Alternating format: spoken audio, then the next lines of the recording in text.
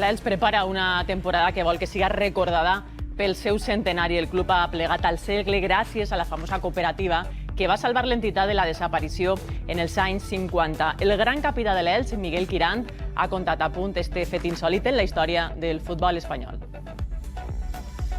Miguel Quirant, el gran capità, és llegenda viva de l'Elx. Va començar als 18 anys quan es va fer la cooperativa, una iniciativa del jugador Paco La Huerta per a salvar al club de la desaparició. Començar Paco La Huerta a fer tot el jaleo per l'exposició que li feren a Paco La Huerta en plan de broma. La culpa la teniu els jugadors.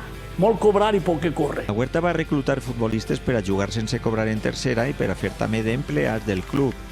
Quirant recorda que li va tocar treballar en les festes d'Elx. M'encontré en una bicicleta, en uns posts penjant, i allà anava La Huerta. Jaume!